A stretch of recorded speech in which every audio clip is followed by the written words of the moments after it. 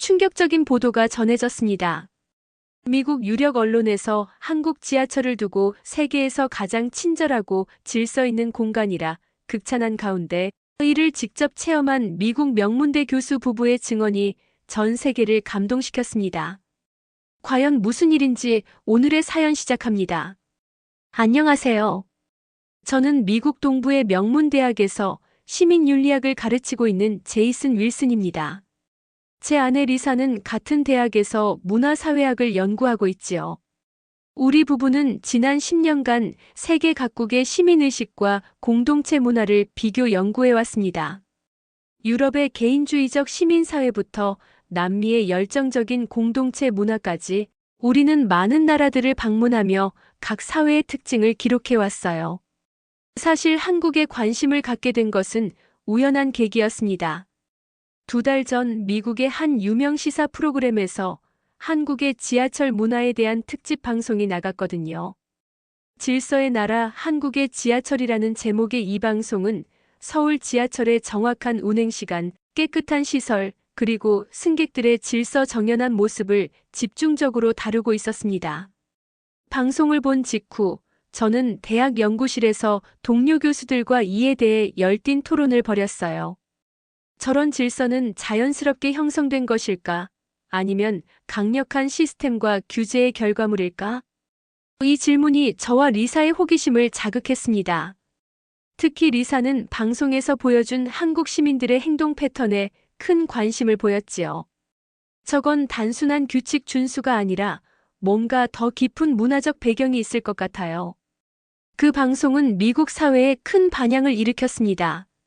소셜미디어에서는 한국의 지하철 문화와 미국의 대중교통 시스템을 비교하는 게시물들이 넘쳐났어요. 대부분의 미국인들은 한국의 질서 문화를 긍정적으로 평가했지만 일부에서는 그건 개인의 자유가 제한된 결과일 뿐이라는 비판적 시각도 있었습니다. 이런 논쟁이 한창일 때 우리는 마침 아시아 지역의 시민문화 연구 프로젝트를 준비하고 있었어요. 일본과 중국은 이미 방문 계획이 잡혀 있었고 한국은 아직 고려 중이었죠. 그 방송을 계기로 우리는 한국을 연구 프로젝트의 마지막 목적지로 확정했습니다. 솔직히 말하자면 우리는 한국에 대해 내심 회의적이었어요. 선진국으로서 기술적으로 발전했지만 집단주의적 성향이 강하고 보여주기식 질서가 지배하는 사회라는 선입견을 가지고 있었습니다. 방송에서 보여준 완벽한 질서가 과연 자연스러운 것인지 아니면 카메라를 위한 연출인지 확인하고 싶었지요. 출발 전 저는 그 방송의 제작자 중 한 명과 연락이 닿았습니다. 그는 한국에서의 촬영 경험을 상세히 들려주었어요. 가장 놀라웠던 점은 우리가 카메라를 숨기고 촬영했음에도 사람들의 행동이 전혀 달라지지 않았다는 겁니다. 그들에게 그건 일상이었어요. 그의 말은 저의 호기심을 더욱 자극했습니다. 서울에 도착한 첫날, 인천공항에서 시내로 향하는 공항철도를 탔을 때의 인상이 아직도 선명합니다. 모든 것이 깨끗하게 정돈되어 있었고 사람들은 조용히 각자의 공간을 지키고 있었어요. 리사가 제게 속삭였죠. 방송에서 본 것과 정말 같아요. 하지만 이게 진짜일까? 우리는 서로 눈빛을 교환했습니다. 이 모든 질서가 단지 시스템에 의해 통제된 결과물이 아닐까 하는 의구심이 들었어요. 첫 주는 서울의 여러 지역을 돌아다니며 관찰하는 데 시간을 보냈습니다. 홍대에서는 젊은이들의 에너지가, 강남에서는 도시의 세련됨이, 그리고 종로의 고궁에서는 전통과 현대가 공존하는 모습이 인상적이었지요. 하지만 우리는 여전히 한국인들의 마음속에 들어가지 못하고 있었습니다. 겉으로 보이는 질서와 예의 뒤에 진짜 한국인의 마음은 어떤 모습일까 궁금했어요. 우리는 매일 아침 숙소 근처의 작은 카페에서 커피를 마시며 하루를 시작했습니다. 창가에 앉아 바쁘게 오가는 서울 시민들을 관찰하는 것이 일과였지요. 바쁘게 걸어가는 회사원들, 교복을 입은 학생들, 장바구니를 든 노인들까지 모두가 자신만의 리듬으로 하루를 시작하고 있었어요. 이런 일상적인 풍경 속에서도 우리는 메모를 하고 분석하며 연구자의 태도를 유지하려 했습니다. 어느 날 우연히 지하철에서 한 장면을 목격했어요. 노약자석에 앉아있던 젊은 남성이 지팡이를 짚은 할머니가 타자마자 자리에서 일어나 비켜주는 모습이었습니다. 특별한 장면은 아니었지만 그 자연스러움이 인상적이었어요. 어떤 눈치나 불편함 없이 마치 오랫동안 연습한 듯한 자연스러움이었지요. 리사가 제게 말했습니다. 저건 규칙이 아니라 습관 같아. 어쩌면 우리가 뭔가를 놓치고 있는 건 아닐까? 그날 저녁 우리는 숙소로 돌아오는 길에 시민의식에 대한 깊은 대화를 나눴습니다. 서구 사회에서는 개인의 권리와 자유를 바탕으로 한 시민의식이 발달했다면 한국은 어떤 바탕에서 이런 질서가 형성되었을까요? 단순한 법규와 시스템만으로는 설명할 수 없는 무언가가 있다는 생각이 들기 시작했습니다. 다음 날 우리는 서울대학교에서 열리는 국제 심포지엄에 참석했어요. 주제는 동아시아의 공동체 문화였습니다. 그곳에서 우리는 박 교수라는 한국인 학자를 만났지요. 그는 우리의 연구에 대해 들은 후 흥미로운 제안을 했어요. 이론적 관찰보다 실제 체험이 더 중요할 때가 있습니다. 한국 사회를 진정으로 이해하려면 지하철을 타보세요. 그곳이 한국 사회의 축소판입니다. 박 교수의 말이 귓가에 맴돌았습니다.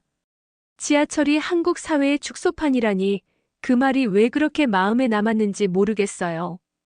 다음 날 아침 우리는 일부러 출근 시간대에 지하철을 타보기로 했습니다. 서울 지하철 2호선 강남역에서 시작된 우리의 관찰은 한국 사회에 대한 이해의 전환점이 되었지요. 그 전날 밤 미국에서 온 이메일 하나가 우리의 호기심을 더 자극했습니다. 그 시사 프로그램의 프로듀서가 후속 방송을 준비 중이라며 우리의 현장 연구 결과를 공유해달라는 내용이었어요. 그는 이메일에서 한국의 지하철 문화에 대한 첫 방송 이후 시청자들의 반응이 뜨거웠습니다. 많은 미국인들이 어떻게 그런 질서가 가능한지에 대해 궁금해하고 있어요라고 썼습니다. 이 요청이 우리의 책임감을 더 높였지요. 단순한 관찰을 넘어 한국의 지하철 문화에 담긴 본질을 제대로 이해해야 한다는 생각이 들었거든요. 출근 시간의 지하철은 상상했던 것보다 훨씬 복잡했어요. 사람들이 빽빽하게 들어차 있었지만 이상하게도 소음은 크지 않았습니다. 대부분의 사람들은 스마트폰을 보거나 조용히 서 있었지요. 리사가 제게 귓속말로 물었습니다. 이렇게 많은 사람들이 모여 있는데 왜 이렇게 조용할까? 그때까지만 해도 우리는 이것을 일종의 억압된 침묵으로 해석했어요. 사회적 규범에 따라 자신을 억제하는 모습으로 보였거든요. 그날 오후 우리는 한국의 대학생들과의 좌담회에 초대받았습니다. 시민의식과 공공질서에 대한 주제였어요. 그 자리에 모인 학생들 중 한 명이 말문을 열었습니다. 미국 방송에서 한국 지하철을 다룬 프로그램을 본 적이 있어요. 그 방송에서는 우리가 무조건 규칙을 잘 지키는 것처럼 묘사했지만 사실은 그렇지 않아요.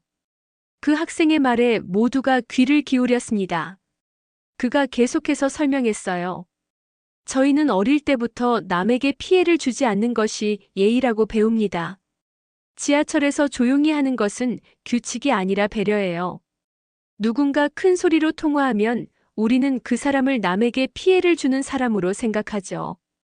이 말은 제게 깊은 인상을 남겼습니다. 규칙이 아닌 배려라는 개념이 새롭게 다가왔지요. 또 다른 학생이 덧붙였습니다. 미국 방송에서는 우리가 마치 로봇처럼 질서를 지키는 것처럼 보여줬어요. 하지만 그건 우리 문화의 일부일 뿐이에요. 우리도 때론 시끄럽고 무질서할 때가 있습니다. 다만 공공장소에서는 서로를 생각하는 마음이 자연스럽게 행동으로 나타나는 거죠. 이 대화는 우리에게 중요한 통찰을 주었어요. 한국의 지하철 문화는 단순한 규제나 시스템의 결과가 아니라 오랜 시간 형성된 사회적 의식과 배려의 문화에서 비롯되었다는 점을요. 미국의 방송은 표면적인 질서만 강조했지만 그 이면에는 더 깊은 문화적 맥락이 있었던 것입니다. 3일째 되는 날, 우리는 다른 호선의 지하철을 타기로 했어요. 이번에는 일부러 러시아워를 피해 한적한 시간대를 선택했습니다. 4호선을 타고 명동 방향으로 가는 중이었죠. 차내는 한산했고 우리는 조용히 관찰을 계속했어요. 그때였습니다. 갑자기 한 노인분이 지하철에 타시더니 자리를 찾아 주위를 두리번거리는 모습이 보였어요. 그런데 놀랍게도 3명의 젊은이가 거의 동시에 일어났습니다. 그중 한 명이 노인분에게 자리를 양보했고 나머지 2명은 살짝 당황한 표정으로 다시 앉았지요. 리사가 제게 속삭였어요. 저건 경쟁이었을까? 누가 먼저 자리를 양보할 것인가에 대한. 우리는 서로 얼굴을 마주보며 미소 지었습니다. 이건 우리가 익숙한 사회적 패턴이 아니었어요. 자발적인 배려가 경쟁처럼 일어나는 모습은 처음 보는 광경이었지요. 그날 저녁 우리는 미국의 시사 프로그램 프로듀서에게 이메일을 보냈습니다. 우리가 지금까지 관찰한 내용과 한국의 지하철 문화에 대한 새로운 해석을 담은 내용이었어요. 한국의 지하철 질서는 단순한 규칙 준수가 아니라 배려라는 가치가 내면화된 결과입니다. 이는 외부의 강제나 감시가 아닌 사회 구성원들의 자발적인 참여로 유지되고 있습니다. 프로듀서의 답장은 빠르게 왔어요. 그는 우리의 관점에 흥미를 보이며 가능하다면 현장에서 짧은 인터뷰를 하고 싶다고 제안했습니다. 이는 우리에게 새로운 도전이었어요. 연구자의 객관적 시선을 유지하면서도 한국 문화의 진정한 모습을 어떻게 전달할 수 있을까 고민되었거든요. 우리의 관찰은 계속되었습니다. 그 다음 날은 지하철역 자체를 관찰하기로 했어요. 역 구조, 안내 시스템, 사람들의 움직임, 역무원들의 행동까지. 강남역에 3시간 동안 머물며 메모를 하고 있을 때 한 역무원이 다가와 물었습니다. 무슨 조사라도 하고 계신가요? 우리가 연구 목적을 설명하자 그는 흥미로워하며 오히려 역사에 대한 설명을 해주셨어요. 심지어 직원 휴게실로 초대해 커피까지 대접해 주셨습니다. 이런 개방성과 친절함은 우리의 선입견과는 달랐어요. 그날 밤 우리는 미국 시사 프로그램의 인터뷰 요청을 수락하기로 결정했습니다. 리사가 말했어요. 이건 한국의 문화를 있는 그대로 전달할 수 있는 좋은 기회가 될 거예요. 표면적인 질서 너머의 이야기를 들려줄 수 있으니까. 저도 동의했어요. 미국인들에게 한국 문화에 대한 더 깊은 이해를 도울 수 있는 기회라고 생각했거든요. 5째 날 운명적인 사건이 일어났습니다. 저녁 무렵 리사가 교통카드 잔액이 부족해 게이트를 통과하지 못했어요. 당황한 리사는 어디서 충전해야 할지 몰라 머뭇거리고 있었습니다. 그때 한 젊은 여성이 다가와 영어로 말을 걸었어요. 도움이 필요하신가요? 리사가 상황을 설명하자 그녀는 말없이 리사의 카드를 받아들더니 충전기로 안내해 주었습니다. 놀라운 것은 그 다음이었어요. 충전을 마친 후 그 여성이 리사에게 말했습니다. 이 역에서 다음 역까지 같이 가볼까요? 제가 안내해 드릴게요. 리사는 놀랐지만 감사히 수락했고 우리는 함께 지하철을 탔어요. 한 정거장 이동하는 동안 그녀는 한국의 지하철 시스템, 환승 방법, 심지어 앱을 통한 경로 찾기까지 친절하게 설명해 주었습니다. 다음 역에 도착해서 내리려는데 리사가 물었어요. 실례지만 어디까지 가시는 길인가요? 그녀의 대답은 우리를 충격에 빠뜨렸습니다. 사실 저는 이 역에서 볼 일이 없어요. 그냥 도움이 필요해 보여서 따라왔어요. 이제 다시 원래 방향으로 돌아가야 해요. 그녀는 미소를 지으며 손을 흔들고는 반대편 승강장으로 사라졌습니다. 리사와 저는 한동안 말을 잇지 못했어요. 낯선 외국인을 위해 자신의 시간을 내어주고 심지어 원래 가려던 방향과 반대로 가면서까지 도움을 준 이 행동은 단순한 친절함을 넘어선 것이었습니다. 숙소로 돌아가는 길에 리사가 말했어요. 제이슨, 우리가 뭔가를 크게 오해하고 있었던 것 같아. 이건 단순한 시민의식이 아니야. 더 깊은 무언가가 있어. 그날 밤 우리는 그동안의 관찰 노트를 다시 읽어보았습니다. 표면적으로 보이는 질서와 규칙 너머에 우리가 미처 보지 못했던 자발적 배려의 문화가 있다는 것을 깨닫기 시작했어요. 하지만 아직 완전히 이해하기에는 부족했습니다. 우리는 더 깊이 한국 사회를 경험해야 했어요. 다음 날 서울대학교에서의 공동 세미나가 예정되어 있었습니다. 우리의 관점이 조금씩 변하고 있을 때 새로운 도전이 기다리고 있었지요. 서울대학교 국제관의 큰 세미나실은 이미 많은 학생들과 교수들로 가득 차 있었습니다. 오늘의 주제는 동아시아와 서구의 시민의식 비교였어요. 제가 먼저 발표를 하고 이어서 박 교수가 한국의 관점에서 이야기하는 순서였지요. 저는 준비한 자료를 바탕으로 서구 사회의 개인주의적 시민의식에 대해 발표했습니다. 개인의 권리와 자유를 바탕으로 형성된 시민사회, 그리고 이것이 어떻게 공공질서로 발전해왔는지를 설명했어요. 제 발표가 끝나고 박 교수가 단상에 올랐습니다. 그의 첫마디가 지금도 생생히 기억납니다. 한국인의 시민의식은 자율적이며 수백 년간 형성된 공동체 문화의 산물입니다. 박 교수는 제 발표 내용과는 상당히 다른 관점을 제시했어요.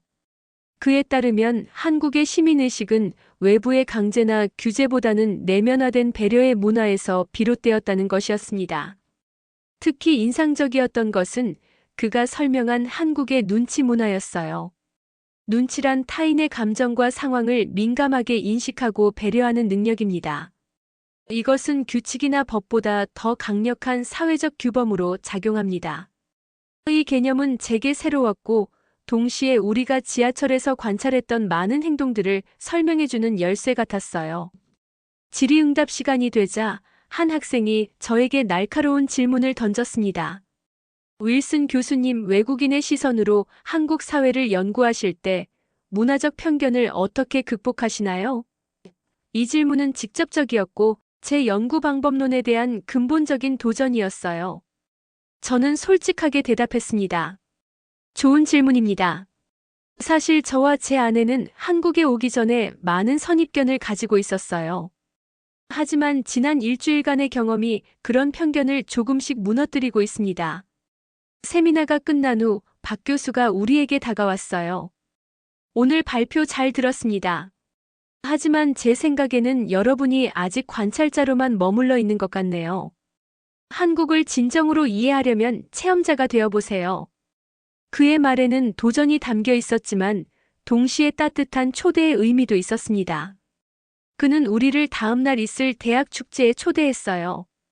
숙소로 돌아오는 길에 리사와 저는 깊은 대화를 나눴습니다. 우리가 정말 관찰자로만 머물러 있었던 걸까? 리사가 물었어요. 저도 스스로에게 같은 질문을 던지고 있었습니다. 우리는 항상 메모장을 들고 분석하고 이론화하는 데 집중해왔어요. 하지만 그 과정에서 실제로 한국 사회에 참여하고 경험하는 기회를 놓치고 있었는지도 모릅니다. 다음 날 우리는 서울대학교 축제에 참여했어요. 캠퍼스는 활기찬 에너지로 가득 차 있었습니다. 학생들이 운영하는 다양한 부스, 공연, 먹거리 등이 즐비했지요. 박 교수의 제안으로 우리는 한 요리 경연대회에 심사위원으로 참여하게 되었어요.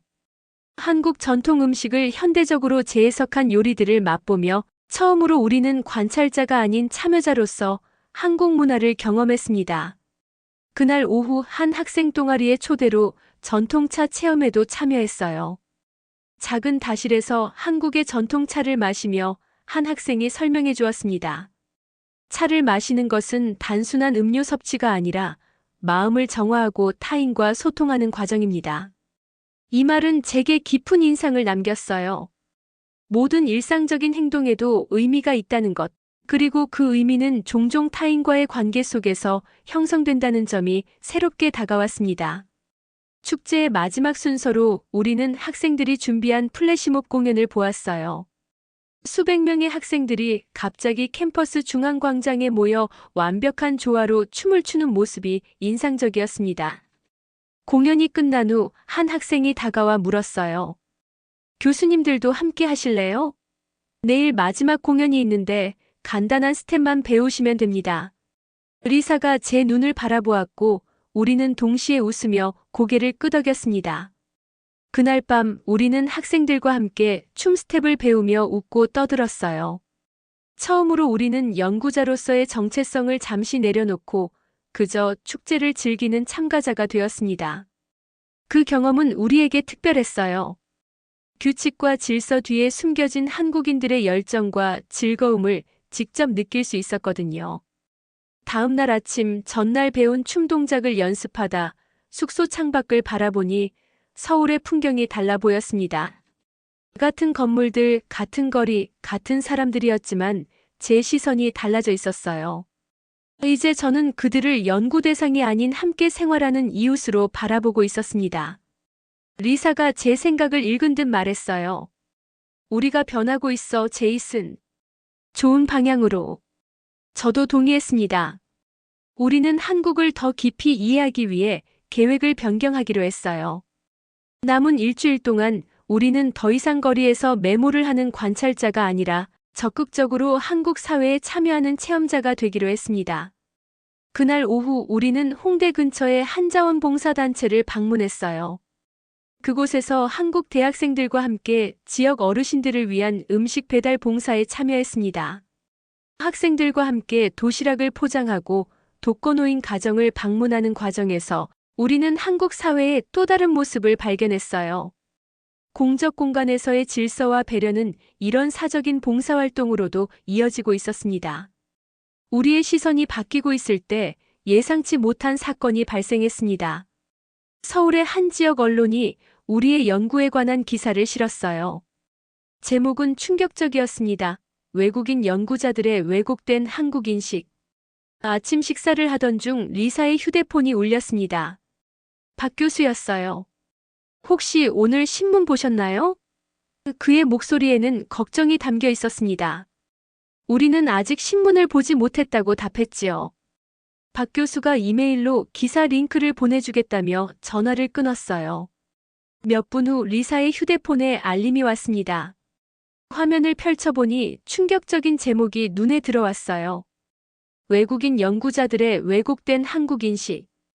서구적 관점으로 한국 문화 재단하는 학자들 기사는 우리가 초기에 가졌던 관점, 즉 한국의 질서는 시스템에 의해 강제된 것이라는 견해를 인용하며 이를 문화적 오만이라고 비판하고 있었습니다.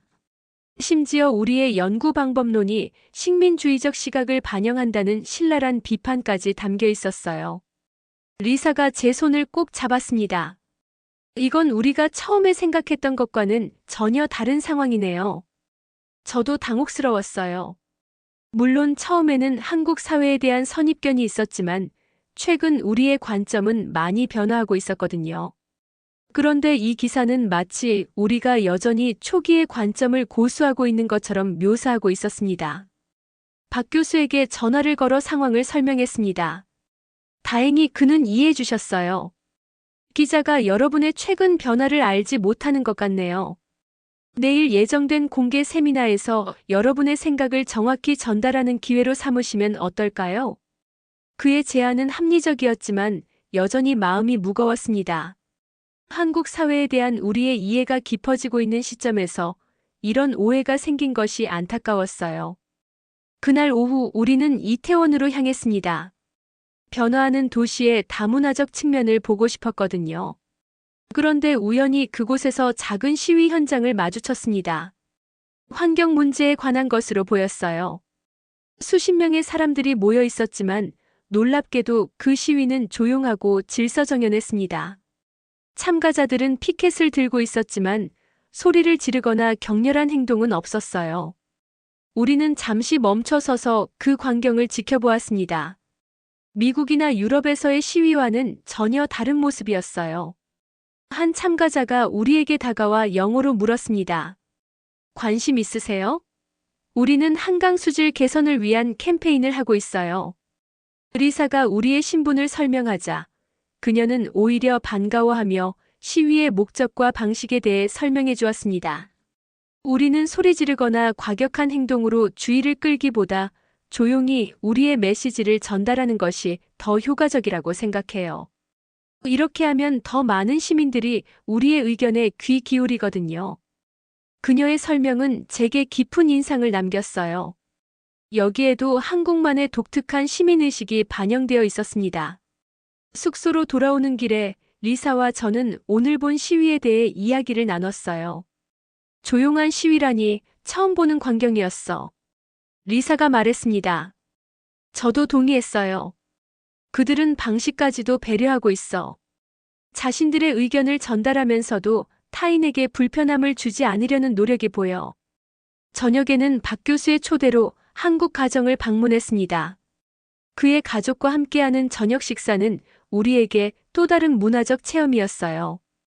박 교수의 아내가 준비한 한국 전통 음식들, 자녀들과의 대화, 가정 내에서의 예의와 배려까지 모든 것이 새로운 경험이었습니다. 특히 인상적이었던 것은 식사 전후의 의식이었어요. 모든 가족이 잘 먹겠습니다라고 인사한 후 식사를 시작하고 끝날 때는 잘 먹었습니다라고 말하는 모습이었습니다. 이런 작은 의식에도 감사와 존중의 마음이 담겨 있다는 것을 느낄 수 있었어요. 식사 후 박 교수는 내일 있을 공개 세미나에 대해 이야기했습니다. 좋은 기회가 될 거예요. 여러분이 한국에서 경험한 것, 그리고 어떻게 생각이 변화했는지 솔직하게 이야기해 보세요. 그의 조언은 단순했지만 효과적이었어요. 우리는 그날 밤 늦게까지 발표 자료를 수정했습니다. 처음에 선입견에서 시작해 어떻게 우리의 관점이 변화했는지를 솔직하게 담아내기로 했어요. 다음 날 아침 긴장된 마음으로 대학교로 향했습니다. 세미나실은 이미 많은 사람들로 가득 차 있었어요. 학생들, 교수들, 그리고 몇몇 언론인들까지 보였습니다. 심지어 어제 기사를 썼던 기자도 앞줄에 앉아 있었지요. 세미나가 시작되자 박 교수가 간단한 소개를 했습니다. 그리고는 저에게 마이크를 넘겼어요. 저는 깊은 숨을 들이마시고 시작했습니다. 우리는 한국에 오기 전 많은 선입견을 가지고 있었습니다. 한국의 질서는 시스템에 의해 강제된 것이라고 생각했지요. 하지만 지난 2주간의 경험은 우리의 관점을 완전히 바꿔놓았습니다. 이어서 저는 지하철에서의 경험, 특히 리사를 도와준 낯선 여성의 이야기를 상세히 공유했어요. 또한 대학 축제에서의 참여, 봉사활동, 그리고 어제 본 조용한 시위까지 우리가 경험한 다양한 에피소드를 들려주었습니다. 우리는 관찰자에서 참여자로, 그리고 이제는 배움을 얻는 학생으로 변화했습니다. 한국의 시민의식은 단순한 규칙 준수가 아닌 내면화된 배려의 문화에서 비롯된다는 것을 깨달았습니다. 제 발표가 끝나자 박수 소리가 세미나실을 가득 채웠어요. 질의응답 시간에 한 학생이 손을 들었습니다. 그는 어제 기사에 언급된 문화적 오만에 대해 어떻게 생각하느냐고 물었어요. 저는 솔직하게 대답했습니다. 처음에 우리가 가졌던 관점은 분명 한계가 있었습니다. 그러나 진정한 학문적 태도는 자신의 한계를 인정하고 새로운 이해를 추구하는 것이라고 생각합니다. 우리는 지금도 배우는 과정에 있어요. 세미나가 끝난 후 많은 사람들이 우리에게 다가와 이야기를 나누었습니다. 특히 어제 기사를 썼던 기자도 포함되어 있었어요. 그는 약간 미안한 듯한 표정으로 접근했습니다. 오늘 발표 잘 들었습니다. 제 기사가 여러분의 최근 변화를 반영하지 못했네요. 후속 기사로 오늘의 내용을 다루고 싶은데 잠시 인터뷰 시간을 내주실 수 있을까요? 우리는 기꺼이 동의했고 카페에서 약 1시간 동안 인터뷰를 진행했습니다. 한국에서의 경험, 우리의 관점 변화, 그리고 앞으로의 연구 방향에 대해 솔직하게 이야기했어요. 기자는 특히 리사가 경험한 지하철에서의 도움 에피소드에 큰 관심을 보였습니다. 그 여성을 다시 만나고 싶으신가요? 그의 질문에 리사는 즉시 대답했습니다. 정말 그러고 싶어요. 그녀에게 제대로 감사 인사를 전하지 못했거든요. 인터뷰가 끝나고 우리는 잠시 한강공원을 산책하기로 했어요. 봄날의 따스한 햇살 아래 한강은 평화롭고 아름다웠습니다. 자전거를 타는 사람들, 돗자리를 펴고 앉아있는 가족들, 조깅하는 사람들로 공원은 활기찼어요. 우리는 벤치에 앉아 이 풍경을 바라보며 잠시 휴식을 취했습니다. 제이슨, 당신이 처음에 가졌던 한국에 대한 이미지를 기억해요? 리사가 물었습니다. 저는 고개를 끄덕였어요. 물론이지. 질서정연하지만 딱딱하고 기술적으로는 발전했지만 다소 획일적인 사회라고 생각했어. 리사가 웃으며 말했습니다. 그런데 지금은 어때요? 저는 주변을 둘러보았어요. 이제는 너무 다르게 보여. 질서 속에 자유가 있고 규칙 속에 따뜻함이 있는 사회로 보여. 그때 우리 옆 벤치에 앉아있던 노부부가 갑자기 일어나 주변의 쓰레기를 줍기 시작했습니다. 아무도 시키지 않았는데도 자발적으로 공원을 깨끗이 하는 모습이었어요. 더 놀라운 것은 잠시 후 다른 몇몇 사람들도 그들을 따라 쓰레기를 줍기 시작했다는 점이었습니다. 단 몇 분 만에 작은 자발적 청소 활동이 시작된 거예요. 우리도 자연스럽게 일어나 그들과 함께 쓰레기를 주웠습니다. 노부부는 우리를 보고 미소 지으며 고마워했어요. 언어는 통하지 않았지만 미소와 몸짓만으로도 충분히 소통이 되었습니다. 약 30분 정도 함께 청소를 한 후 노부부는 작은 간식 봉지를 열어 우리에게도 나눠주셨어요. 그 순간의 따뜻함과 유대감은 말로 표현하기 어려웠습니다. 저녁이 되어 숙소로 돌아가는 길에 우리는 서울의 거리를 새로운 눈으로 바라보았어요.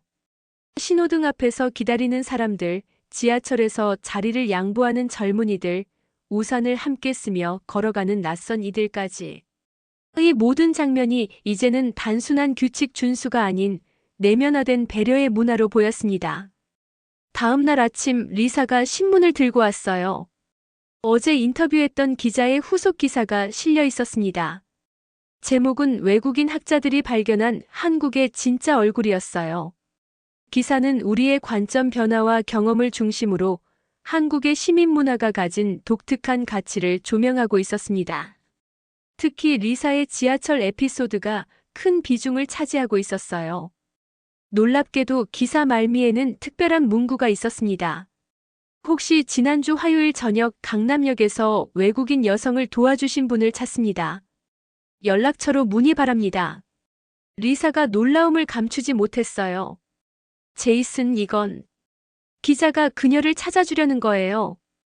그날 오후 우리는 강남의 한 커피숍에서 박 교수와 만났습니다. 그는 우리의 연구에 대한 조언과 함께 남은 기간 동안 방문하면 좋을 장소들을 추천해 주셨어요. 민속촌에 가보시는 건 어떨까요? 한국의 전통 문화를 이해하는 데 도움이 될 거예요. 우리는 감사히 그의 제안을 받아들였습니다. 대화 중에 박 교수의 전화가 울렸어요. 그는 잠시 전화를 받더니 놀란 표정으로 우리를 바라보았습니다. 믿기 어려운 소식이 있습니다. 신문에 실린 그 여성이 연락해왔대요. 그녀가 당신을 만나고 싶어 합니다, 리사 씨. 리사의 눈이 커졌어요. 정말요? 언제 만날 수 있나요? 박 교수가 설명하길 그녀의 이름은 민지라고 했습니다. 32살의 회사원이었고 내일 저녁에 우리를 만나고 싶어 한다고 해요. 우리는 기쁘게 동의했습니다. 리사는 특히 흥분한 상태였어요. 드디어 제대로 감사 인사를 할 수 있게 되었네요. 다음 날 우리는 오전에 민속촌을 방문했습니다. 한국의 전통 가옥, 생활 방식, 의식 등을 직접 체험할 수 있는 기회였어요. 특히 인상적이었던 것은 전통 공동체 문화에 대한 설명이었습니다. 둘의 품앗이와 같은 협동 문화가 현대 한국 사회의 근간을 이루고 있다는 점이 새롭게 다가왔어요. 저녁 시간 우리는 약속대로 강남의 한 레스토랑에서 민지를 만났습니다. 그녀는 수줍은 미소를 지으며 우리를 반겨주었어요. 신문 기사를 보고 너무 놀랐어요. 제가 한 일이 그렇게 특별하다고 생각하지 않았거든요. 민지의 말에는 진심이 담겨 있었습니다. 저녁 식사를 하며 우리는 그날의 상황에 대해 이야기를 나눴어요. 민지에게 왜 모르는 외국인을 그렇게 도와주었는지 물었습니다. 그녀의 대답은 단순하면서도 깊은 의미가 있었어요. 그냥 당연한 일이었어요. 누구든 어려움에 처한 사람을 보면 도와주는 게 맞지 않나요? 특별히 외국인이라서가 아니라 도움이 필요해 보였기 때문에 그랬어요. 민지와의 저녁 식사는 깊은 대화로 이어졌습니다. 그녀는 평범한 회사원이지만 그녀가 들려주는 일상의 이야기들은 한국 사회를 이해하는 데 큰 도움이 되었어요. 특히 인상적이었던 것은 그녀가 말하는 우리라는 개념이었습니다. 가족, 직장 동료, 심지어 같은 지하철을 타는 낯선 이들까지 그녀의 우리는 넓고 포용적이었어요.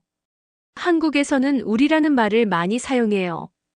우리 집, 우리 회사, 우리나라. 이런 표현에는 소속감과 책임감이 함께 담겨 있습니다. 민지의 설명을 들으며 저는 서구의 개인주의적 관점과는 다른 한국만의 공동체 의식을 느낄 수 있었어요. 식사를 마치고 나오면서 민지는 우리에게 작은 선물을 건넸습니다. 한국 전통 문양이 새겨진 책갈피였어요. 작은 기념품이에요. 한국을 기억하는 데 도움이 되길 바랍니다. 그녀의 따뜻한 마음이 담긴 선물에 우리는 깊은 감동을 받았습니다. 숙소로 돌아오는 길에 리사가 말했어요. 민지 같은 사람이 한 명이 아니라 많다면 한국 사회의 모습이 이해가 되네요. 저도 동의했습니다. 개인의 작은 배려가 모여 사회 전체의 문화를 형성한다는 것, 그리고 그 문화가 다시 개인에게 영향을 미치는 선순환의 구조가 보였어요. 다음 날은 우리의 연구 일정 중 마지막 공식 행사가 있는 날이었습니다. 서울대학교에서 우리의 연구 결과를 발표하는 자리였어요. 이제 우리의 관점은 처음과는 완전히 달라져 있었습니다. 더 이상 한국을 연구 대상으로만 보지 않았고 그들의 문화를 진심으로 이해하고 존중하게 되었어요. 강연장에 도착하니 예상보다 많은 사람들이 모여 있었습니다. 학생들과 교수들뿐만 아니라 여러 언론인들도 보였어요. 심지어 민지의 모습도 뒷자리에서 발견할 수 있었습니다. 그녀가 와 있다는 사실이 우리에게 큰 힘이 되었어요. 제가 먼저 단상에 올라 우리의 연구 결과를 발표했습니다. 한국은 강제된 질서가 아닌 자발적 배려가 문화가 된 유일한 나라입니다. 이곳은 기술이 만든 나라가 아니라 마음이 만든 사회입니다. 우리가 한국에서 경험한 다양한 에피소드와 함께 그것이 우리의 관점을 어떻게 변화시켰는지를 상세히 설명했어요. 특히 강조한 것은 한국의 눈치 문화와 우리 개념이었습니다. 이 두 가지가 어떻게 한국만의 독특한 시민의식을 형성했는지, 그리고 그것이 다른 나라와 어떻게 다른지를 비교 분석했어요. 서구 사회에서는 개인의 권리와 자유가 시민의식의 기반이라면 한국에서는 상호 배려와 공동체 의식이 그 중심에 있습니다. 발표가 끝나고 질의응답 시간이 되었을 때 한 학생이 날카로운 질문을 던졌습니다. 교수님들의 연구는 한국의 긍정적인 측면만 강조하고 있는 것 같습니다. 한국 사회의 문제점은 발견하지 못하셨나요? 이 질문은 예상치 못한 것이었지만 중요한 지점을 짚고 있었어요. 저는 솔직하게 대답했습니다.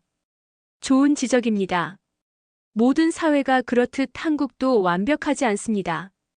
높은 경쟁 사회, 과도한 노동시간, 세대 간 갈등 등의 문제도 관찰할 수 있었어요.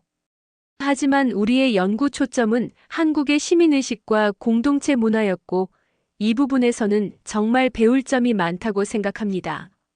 또 다른 질문자는 우리의 연구가 실제 정책이나 교육에 어떻게 활용될 수 있을지 물었어요. 이에 대해 리사가 답변했습니다. 우리는 이 연구 결과를 바탕으로 미국 내 시민교육 프로그램을 개발할 계획이 있습니다.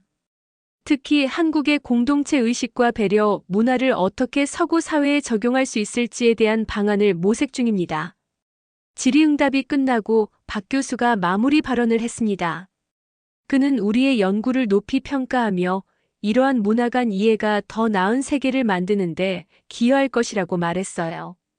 그의 말에는 따뜻한 격려와 함께 앞으로도 한국과의 학문적 교류를 이어가자는 제안이 담겨 있었습니다. 강연이 끝난 후 많은 학생들이 추가 질문을 위해 우리를 둘러쌌어요. 1시간 가까이 그들과 대화를 나누며 저는 한국의 미래가 밝다는 확신을 갖게 되었습니다. 그들의 열정과 지적 호기심 그리고 자신의 문화에 대한 자긍심이 인상적이었거든요. 저녁에는 박 교수와 몇몇 교수들이 마련한 작별 만찬이 있었습니다. 전통 한식당에서 열린 이 자리에는 민지도 초대받았어요. 오랜 친구들처럼 편안한 분위기에서 우리는 한국에서의 경험과 앞으로의 계획에 대해 이야기를 나눴습니다. 식사 중에 박 교수가 흥미로운 제안을 했어요. 다음 학기에 우리 대학에서 특별 강연 시리즈를 맡아보는 건 어떨까요? 한국과 미국의 시민문화 비교에 대한 내용으로요. 그의 제안은 매력적이었고 우리는 진지하게 고려해보겠다고 답했습니다. 민지는 조용히 이야기를 듣다가 말했어요.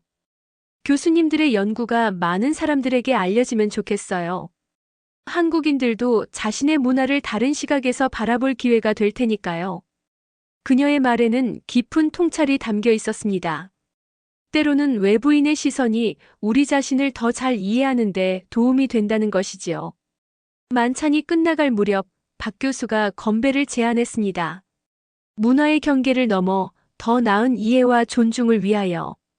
우리 모두는 잔을 높이 들었고 그 순간 저는 이 여정이 단순한 학술 연구를 넘어 깊은 인간적 교류의 시간이었음을 깨달았어요.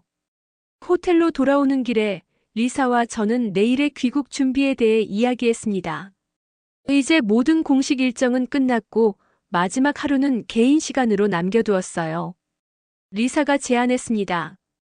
내일은 연구자가 아닌 그냥 여행자로 서울을 즐겨보는 건 어떨까요? 저는 미소 지으며 동의했어요.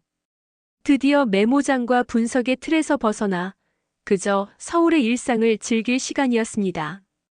그날 밤 호텔 창가에 서서 서울의 야경을 바라보며 지난 3주간의 여정을 돌아보았어요. 우리는 한국에 대한 선입견을 가지고 왔지만 떠나는 지금은 깊은 존경과 애정을 품게 되었습니다.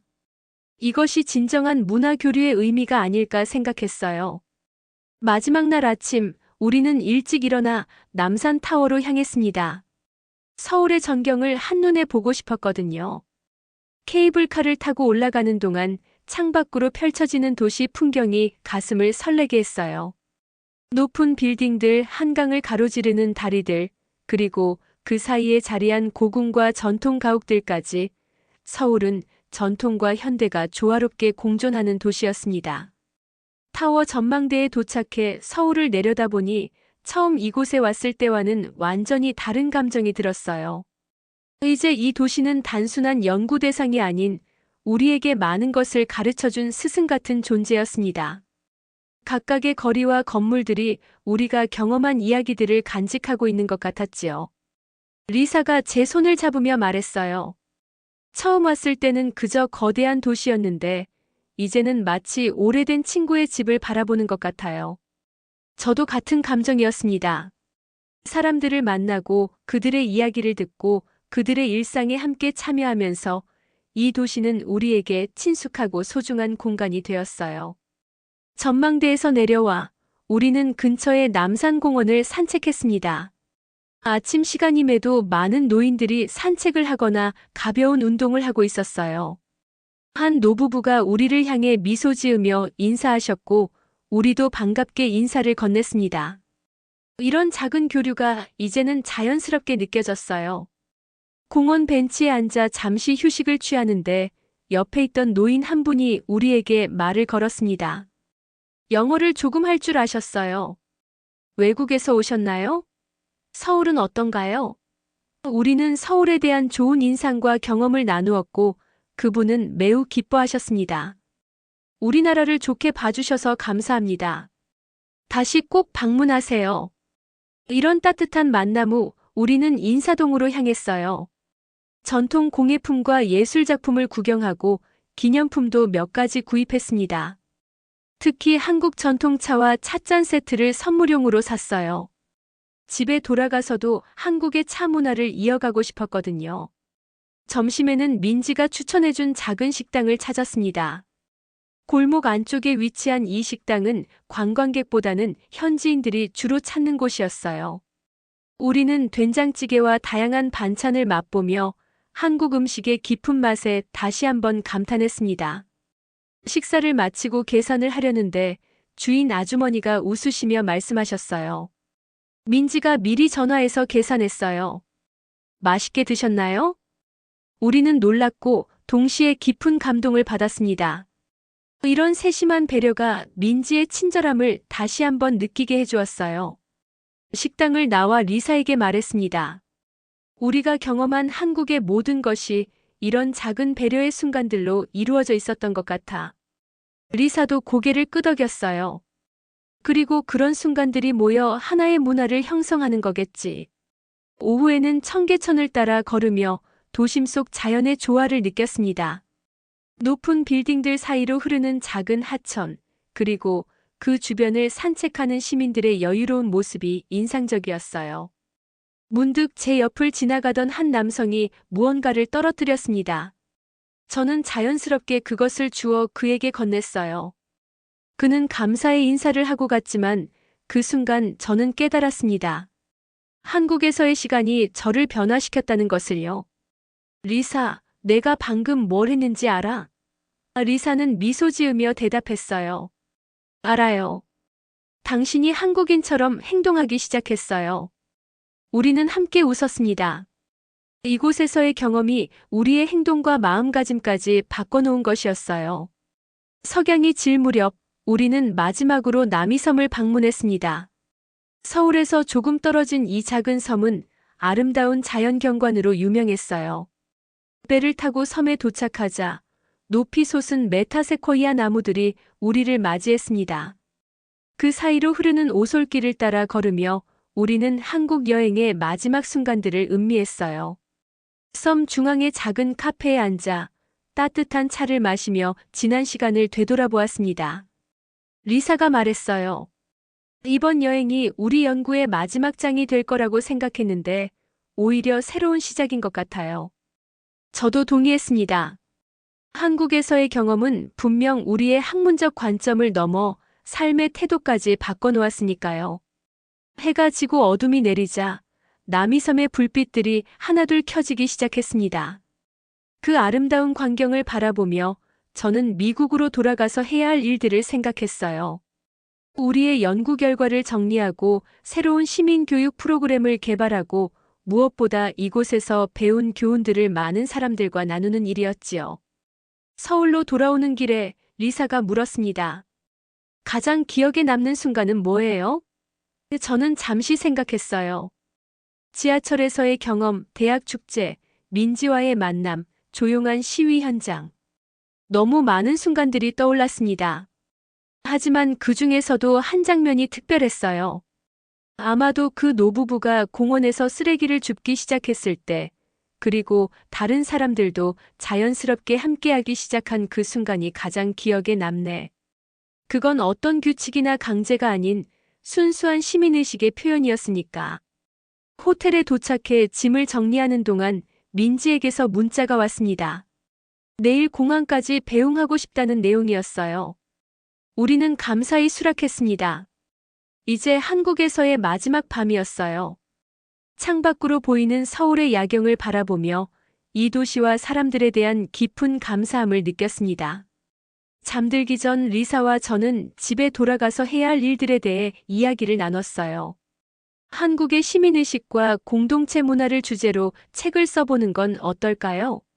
리사의 제안에 저는 즉시 동의했습니다. 우리가 경험한 것들, 그리고 그로부터 배운 교훈들은 분명 많은 사람들과 나눌 가치가 있었으니까요.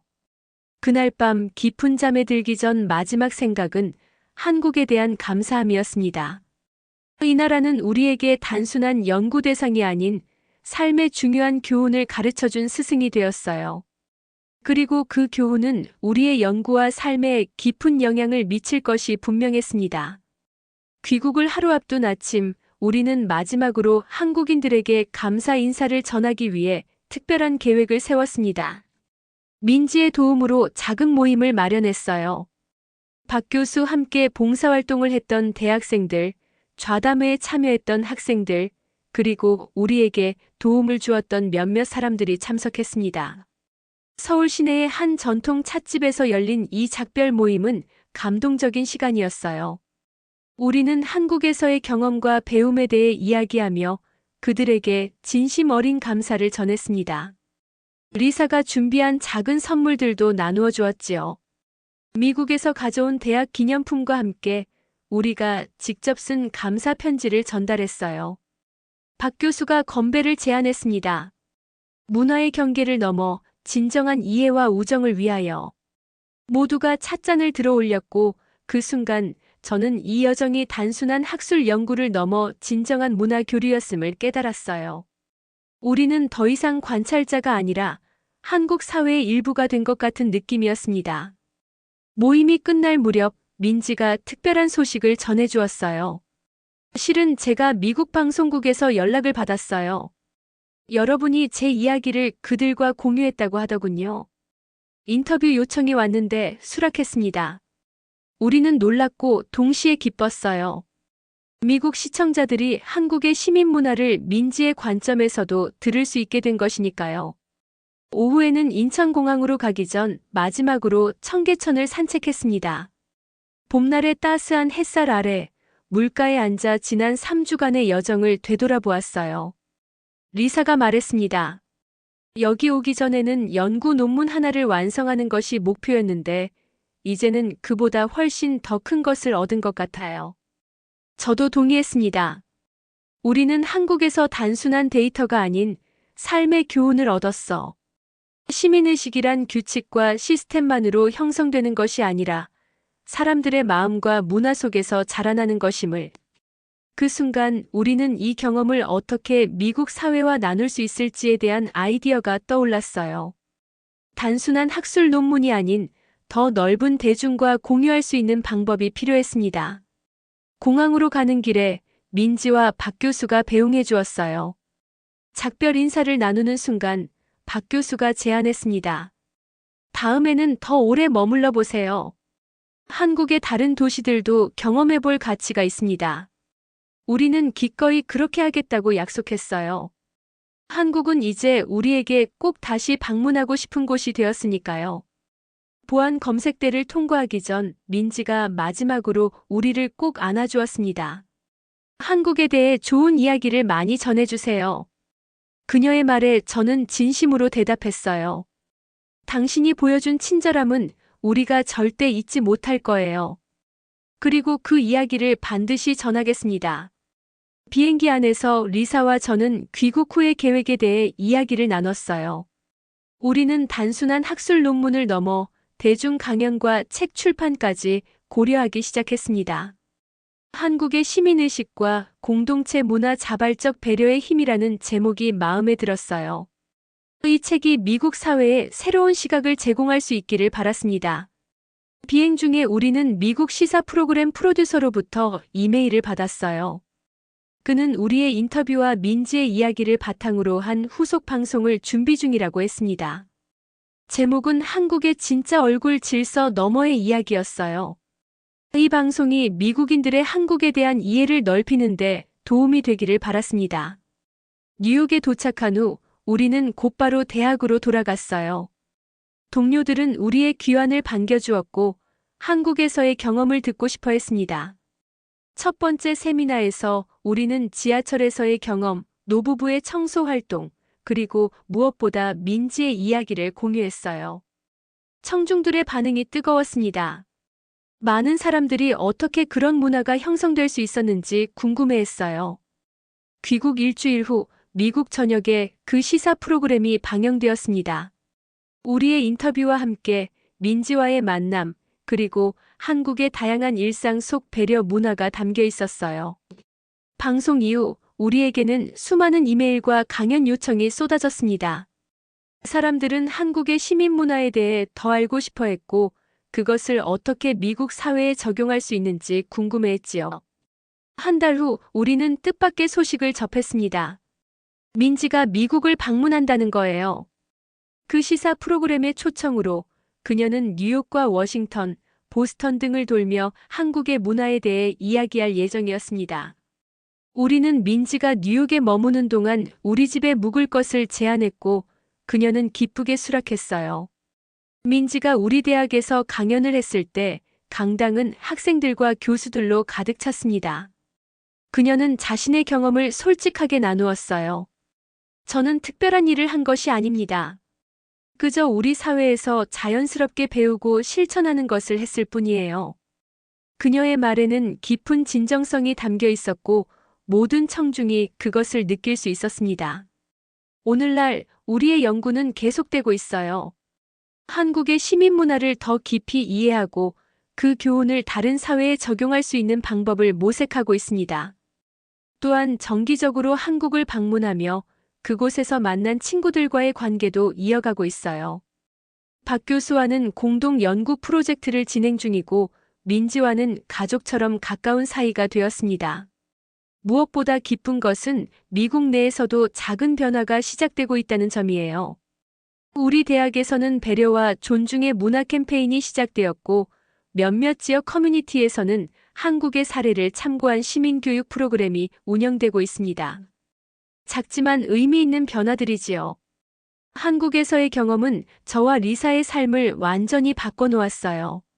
우리는 더 이상 단순한 관찰자가 아니라 문화 간 이해와 소통을 돕는 다리 역할을 하고자 합니다. 그리고 이 모든 것의 시작은 한 지하철역에서 낯선 외국인을 도와준 한 여성의 작은 친절이었지요. 지금도 가끔 복잡한 뉴욕 지하철에서 누군가 어려움에 처한 모습을 보면 저는 생각합니다. 민지라면 어떻게 했을까?